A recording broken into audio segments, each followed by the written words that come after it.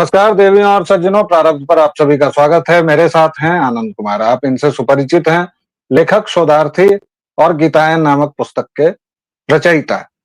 इनके साथ हमने कई बार बातचीत की है। आज का मसला है ईरान।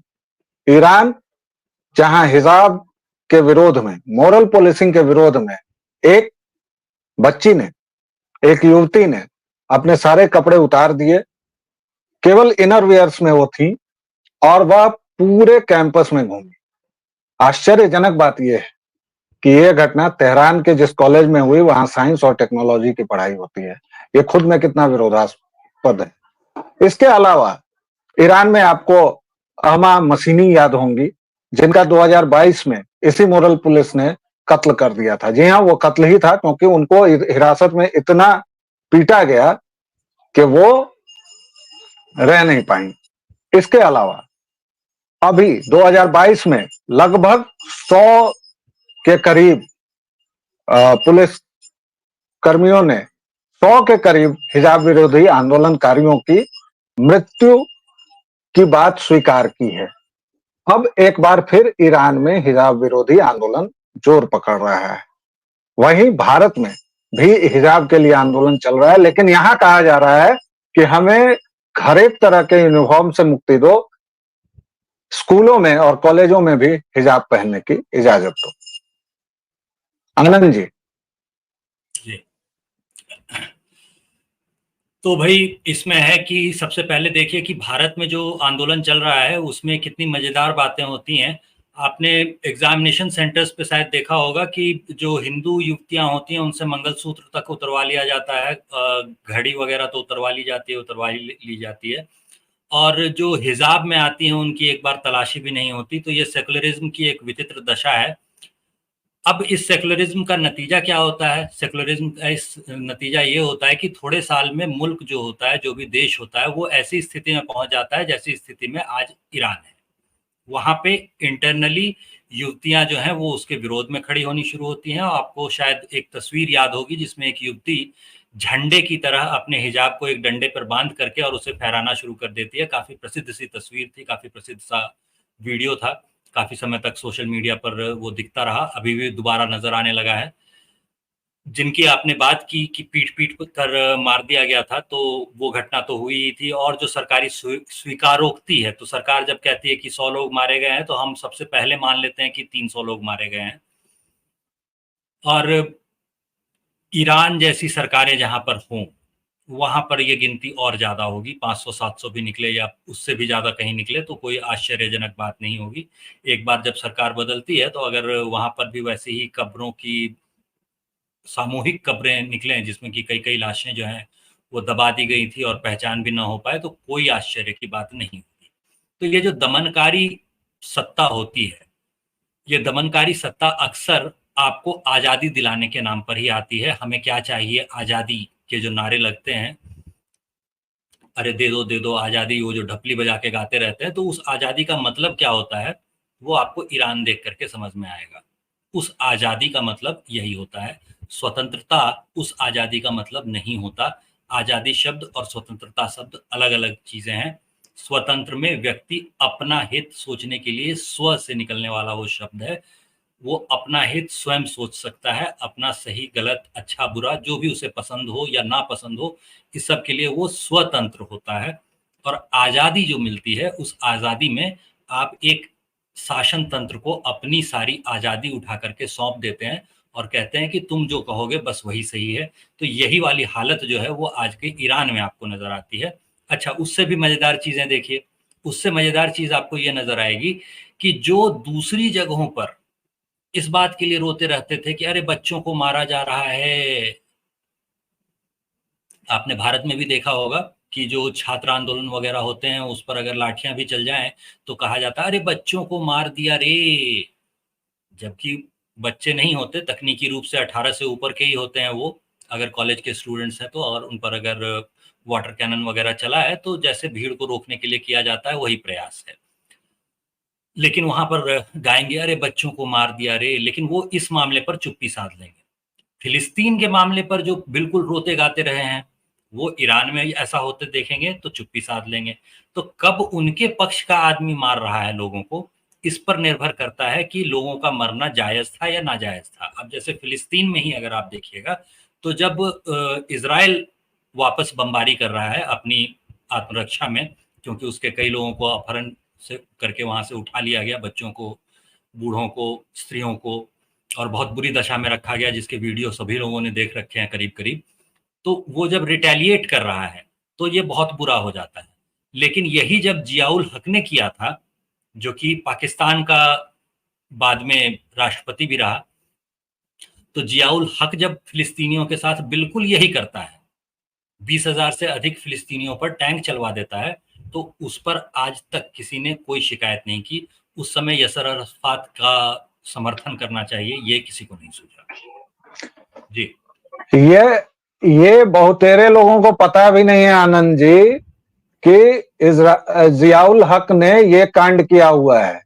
वो उस राक्षस ने हजारों निर्दोष लोगों को पाकिस्तान में तो मारा ही, फिलिस्तीन के साथ ये कांड किया है। ये पूछ लीजिए किसी प्रगतिशील से, पता नहीं होगा। बहरहाल दोगलापन इसका, इन लोगों का मुख्य गहना है। ये दोगले पैदा होते हैं या बाद में कहीं से दोगलेपन की डिग्री लेते हैं, मुझे नहीं पता। लेकिन मैं एक शायर का एक शेर पढ़ना चाहूंगा। असरार उल हक मजाज नाम है, और आज के बहुत प्रगतिशील शायर जावेद अख्तर इनके भांजे लगते हैं, ठीक है। और मजाज साहब को उनकी रोमांटिक और क्रांतिकारी नज्मों के लिए जाना जाता है। इनका एक बहुत मशहूर शेर है, तेरे माथे पे ये आंचल बहुत था, तेरे माथे पे ये आंचल बहुत था, लेकिन तू इस आंचल से एक परचम बना लेती तो अच्छा था। इस क्रांतिकारी को, इस दोगले शायर को आंचल दिखा, लेकिन बोरे में ढकी छुपी इसकी बहनें, इसकी बीवियां भी कहना ठीक ही है, क्योंकि इस्लाम तो 4 बीवियों की इजाजत देता है। इसकी माएं बहनें इसको नहीं दिखी। अरे ये भी तो शेर हो सकता था कि तू इस काली कनात में बहुत अच्छी लगती है, तू इस काली कनात में बहुत अच्छी लगती है, लेकिन तू इस कनात का एक परचम बना लेती तो अच्छा था। है कि नहीं? बजाइए ताली। देखिए, सरतन जुदा के नारे जब लगते हैं ना, तो सारी क्रांति जो होती है वो एक अंग विशेष में घुस जाती है। तो कौन से अंग विशेष में घुसती है वो तो जानते ही हैं आप। तो वो सारी क्रांति जो होती है वो उस अंग विशेष में घुस जाती है। और ये सब जो क्रांति की बातें होती हैं, ये तभी तक होती हैं जब तक आप एक सेक्युलर, एक लोकतंत्र में रह रहे हैं। इनके दोगलेपन को बिल्कुल स्पष्ट करने के लिए इनका एक अगला शेर मैं कर रहा हूं। ये आदमी नकाब से, हिजाब से नावाकिफ है ऐसा नहीं है, क्योंकि इसी मजाज का दूसरा शेर है, मुझको ये आरजू वो उठाए नकाब खुद, उनको ये इंतजार तकाजा करे कोई। भाई मतलब आंचल का तुम परचम बनवा रहे हो और नकाब में कितना रोमांस घोल रहे हो यार।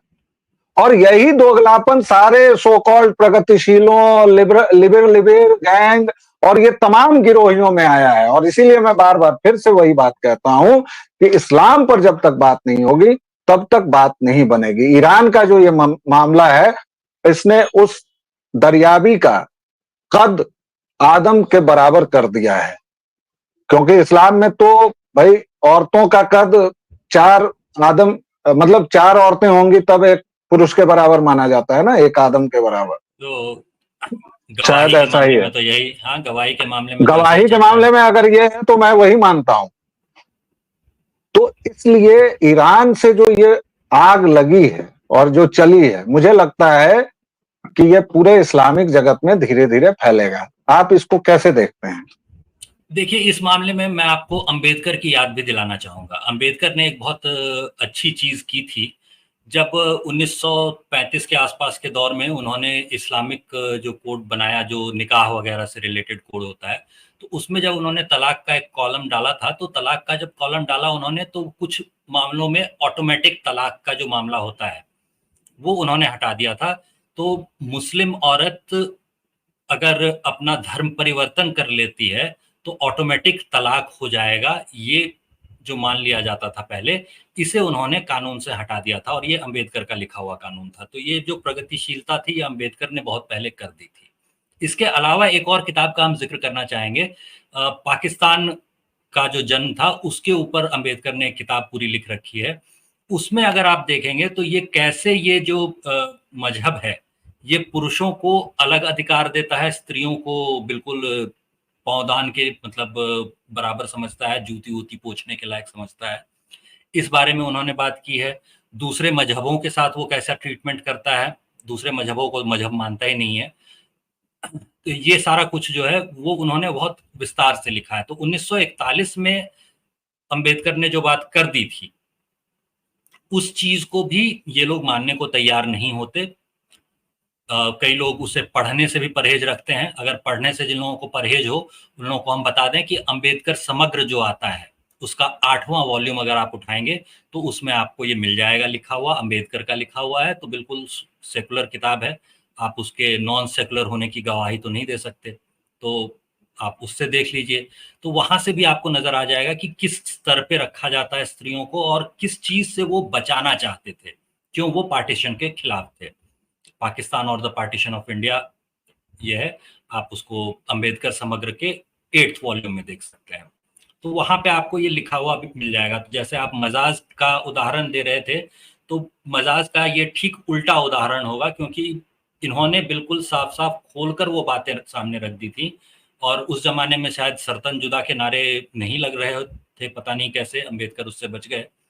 तो अंबेडकर के लिए सर्तन जुदा के नारे नहीं लगे थे, जबकि उन्होंने करीब करीब वो सारी बातें लिख दी थी इस किताब में, जो बातें अब कहने के लिए अंबेडकर भाजपा जो है अंबेडकर के नूपुर समय शर्मा को इसलिए बिठा भी देती है।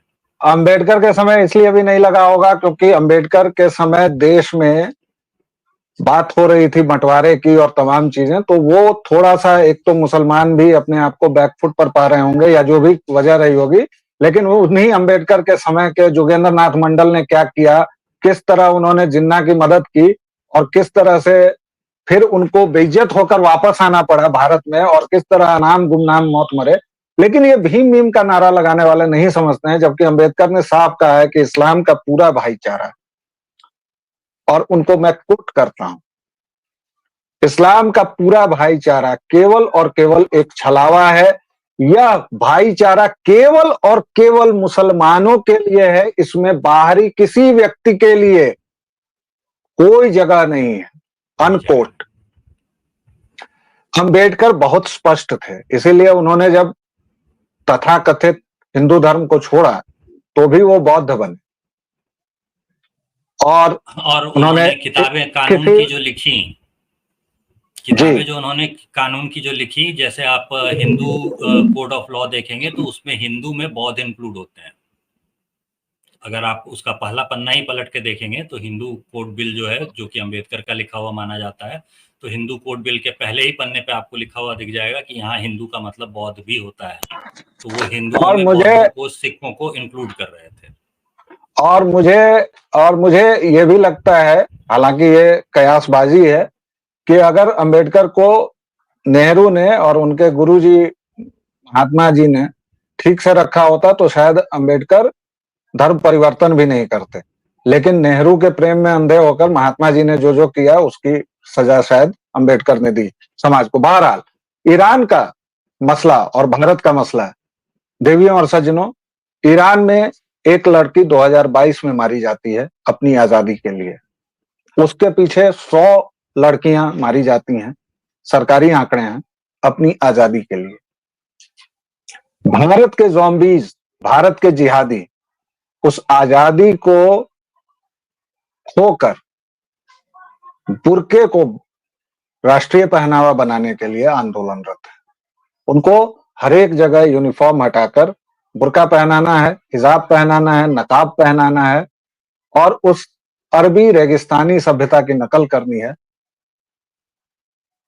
जिसको अब खुद अरब धीरे धीरे डिस्कार्ड कर रहा है। यूरोप में, अरब में अब नाच गाना हो रहा है, अरब में मंदिर बन रहे हैं और यहाँ पर ये सारी चीजें जो हो रही हैं वो हम और आप देख रहे हैं। आनंद जी, आपके कंक्लूडिंग रिमार्क्स। देखिए, ये चीजें धीरे धीरे ही बदलेंगी और जो क्रांति होती है वो कभी भी बाहर से थोपी नहीं जा सकती, वो अंदर से ही उठती है। तो अंदर से उठनी शुरू हो गई है और आप इससे बहुत ज्यादा देर तक बच जाएंगे, ये अगर कोई सोच रहा है तो वो गलत सोच रहा है। तो यहाँ पे मेरी सलाह यही होती है बहुत सारे लोगों को जो इच्छुक भी होते हैं, लेकिन दबाव चूंकि होता है कि अगर आप इसे छोड़कर बाहर आए तो आपकी हत्या कर देना जो है वो वाजिबुल कत्ल हो जाते हैं आप। तो इससे डरने की जरूरत नहीं है। भारत में ऐसे कई लोग हैं जो छोड़ करके बाहर आए हैं। पाकिस्तान में भी आप एक्स मुस्लिम्स जो हैं वो आपको बहुत सारे नजर आ जाएंगे, सोशल मीडिया पे आपको काफी सारे नजर आ जाएंगे। तो जो लोग छोड़ना चाहते हैं वो छोड़ करके वापस आ जाए, बाहर आना चाहें अगर, तो मेरा ख्याल है कि आर्य समाज को कुछ प्रयास करने चाहिए इस दिशा में और हिंदुओं को भी अपना दिल बड़ा करना चाहिए। किसी से अगर गलती हो गई थी बहुत पहले या किसी गलत रास्ते पे वो निकल गया था और वापस आना चाहता है, घर वापसी करना चाहता है, तो इन लोगों को भी स्वीकार कीजिए। अगर कुछ युवतियां हैं जो इधर आना चाहती हैं, विवाह वगैरह करना चाहती हैं इधर, तो उन्हें भी स्वीकार कीजिए। थोड़ी सी बेहतर जगह उन्हें भी मिल सके। इंसान ही है, थोड़ी बेहतर जगह मिल जाए अगर हमारे घर में तो कोई जी बहुत बुरी बात नहीं है। जी, तो ये प्रयास हम लोगों को भी करना चाहिए। दर्शकों, इन सारे सवालों के साथ हम आपको छोड़ जाते हैं। एक बच्ची जो साइंस पढ़ने गई, हालांकि ये मेरे लिए एक जबरदस्त चुटकुला है कि ईरान में साइंस और टेक्नोलॉजी की पढ़ाई होती है। ईरान नाभिकीय ऊर्जा की बात करता है। ईरान में साइंस इतना उच्च स्तर का है कि वो न्यूक्लियर बॉम्ब वगैरह भी बनाने की सोच रहा है या बना चुका है। ये मेरे लिए चुटकुला है, लेकिन इन सवालों को सोचिए जरूर। आज हमारा समाज, हमारा देश एक चर्निंग से गुजर रहा है, उसमें ये सवाल बहुत महत्वपूर्ण है। आनंद जी कुछ जोड़ना चाह रहे हैं? जी जी, पिछली बार अहिंसा के बारे में बोलने के कारण हुआ था ये। इस बार हम साइंस के लिए बोल देते हैं वही बात। साइंस के लिए ये जो उर्दू के पैरोकार होते हैं ना, उनसे पूछ लीजिएगा कि साइंस के लिए उनके पास शब्द क्या है। कोई समानार्थक पर्यायवाची शब्द होगा ना उनकी भाषा में, उर्दू में, फारसी में, अरबी में। तो साइंस के लिए उनके पास शब्द क्या है।